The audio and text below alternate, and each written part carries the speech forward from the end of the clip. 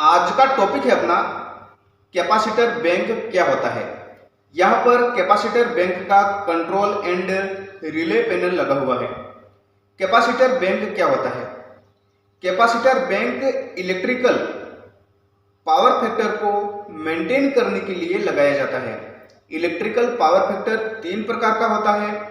Number एक leading power factor, number दो lagging power factor, number तीन unity power factor. Electrical load भी तीन प्रकार का होता है।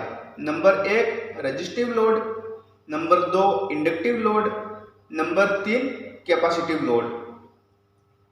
रेजिस्टिव लोड के अंतर्गत कौन कौन से इलेक्ट्रिकल उपकरण आते हैं? रेजिस्टिव लोड के अंतर्गत जो इलेक्ट्रिकल उपकरण हीट उत्पन्न करते हैं वह इलेक्ट्रिकल उपकरण रेजिस्टिव लोड के अंतर्गत आते हैं, जैसे बल्ब, हीटर, प्रेस आदि। रेजिस्टिव लोड में लीडिंग पावर फैक्टर होता है। लीडिंग पावर फैक्टर सबसे अच्छा पावर फैक्टर माना जाता है, क्योंकि रेजिस्टिव लोड में पावर फैक्टर नहीं बिगड़ता है, इसलिए रेजिस्टिव लोड में लीडिंग पावर फैक्टर होता है। और लीडिंग पावर फैक्टर में वोल्टेज और करंट दोनों साथ साथ चलते हैं। लीडिंग पावर फैक्टर में वोल्टेज और करंट में किसी भी प्रकार का डिफरेंस नहीं होता है, इसलिए लीडिंग पावर फैक्टर सबसे अच्छा पावर फैक्टर माना जाता है और रेजिस्टिव लोड में लीडिंग पावर फैक्टर होता है। पावर फैक्टर 0 से 1 के बीच में होता है और सबसे अच्छा पावर फैक्टर 1 होता है। इंडक्टिव लोड, इंडक्टिव लोड के अंतर्गत कौन कौन से इलेक्ट्रिकल उपकरण आते हैं? इंडक्टिव लोड के अंतर्गत जिस इलेक्ट्रिकल उपकरण में चुंबकीय फ्लक्स उत्पन्न होता है वह इलेक्ट्रिकल उपकरण इंडक्टिव लोड के अंतर्गत आते हैं, जैसे मोटर। मोटर इंडक्टिव लोड के अंतर्गत आती है। इंडक्टिव लोड में कौन सा पावर फैक्टर होता है? इंडक्टिव लोड में लैगिंग पावर फैक्टर होता है। लैगिंग पावर फैक्टर में वोल्टेज और करंट दोनों के बीच में डिफरेंस आ जाता है, इसलिए लैगिंग पावर फैक्टर सही पावर फैक्टर नहीं होता है। लैगिंग पावर फैक्टर में वोल्टेज आगे चल देते हैं और करंट पीछे पड़ जाता है, इसलिए इलेक्ट्रिकल उपकरण सही तरीके से काम नहीं करते हैं और इलेक्ट्रिकल उपकरण जलने का खतरा बन जाता है। इसलिए इंडक्टिव लोड में लैगिंग पावर फैक्टर होता है और लैगिंग पावर फैक्टर सही पावर फैक्टर नहीं होता है। लैगिंग पावर फैक्टर को सही करने के लिए, लैगिंग पावर फैक्टर को मेंटेन करने के लिए कैपेसिटिव लोड जोड़ा जाता है।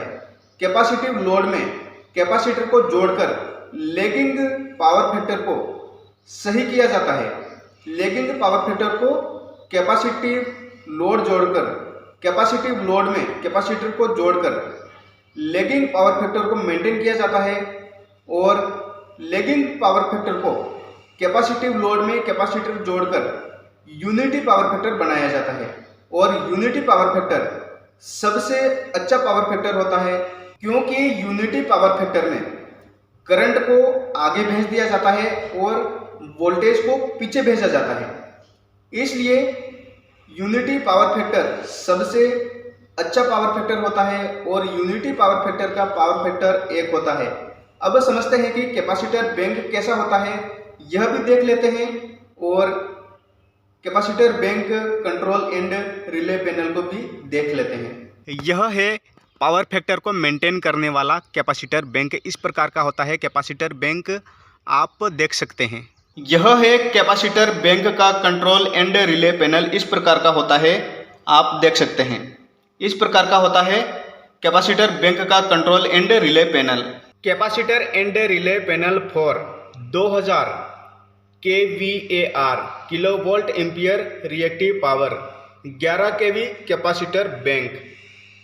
यह हूटर लगा हुआ है और यहाँ पर भी हूटर लगा हुआ है। यहाँ पर अलार्म अनाउंस शीटर लगा हुआ है। 2OC plus IEF NDR trip over voltage AC fail trip CKT faulty NDR alarm under voltage DC fail. यहाँ पर एमीटर लगा हुआ है, यहाँ पर एमीटर सिलेक्टर लगा हुआ है, यहाँ पर किलोवोल्ट मीटर लगा हुआ है, यहाँ पर किलोवोल्ट वोल्ट मीटर का सिलेक्टर लगा हुआ है, यहाँ पर एक्सेप्ट का पुश बटन लगा हुआ है, यहाँ पर रीसेट का पुश बटन लगा हुआ है, यहाँ पर लैंप टेस्ट का पुश बटन लगा हुआ है। यह इंडिकेटर यह प्रदर्शित करता है कि स्प्रिंग चार्ज है, यह इंडिकेटर यह प्रदर्शित करता है कि डीसी हेल्थी, यह इंडिकेटर यह प्रदर्शित करता है कि ब्रेकर रेडी। यह स्विच लगा हुआ है ट्रिप और क्लोज करने का, यह इंडिकेटर यह प्रदर्शित करता है कि ब्रेकर क्लोज हैं, यह इंडिकेटर यह प्रदर्शित करता है कि ब्रेकर ओपन है। यहाँ पर अंडर ओवर वोल्टेज रिले लगी हुई है, इस प्रकार की होती है अंडर ओवर वोल्टेज रिले। यहाँ पर OCEF प्रोटेक्शन रिले लगी हुई है और यह NDR रिले लगी हुई है। इस प्रकार का होता है कैपेसिटर बैंक का कंट्रोल एंड रिले पैनल। आपको इस वीडियो के माध्यम से बिल्कुल क्लियर हो गया होगा कि कैपेसिटर बैंक का कंट्रोल एंड रिले पैनल कैसा होता है और कैपेसिटर बैंक कैसा होता है, कैपेसिटर बैंक क्या होता है, कैपेसिटर बैंक क्यों लगाया जाता है। अगर वीडियो अच्छा लगा हो तो चैनल को अभी तुरंत सब्सक्राइब करें, वीडियो को लाइक करें, अपने दोस्त को भी शेयर करें। फिर मिलते हैं ऐसे ही इंटरेस्टिंग वीडियो के साथ, तब तक जय हिंद, जय भारत।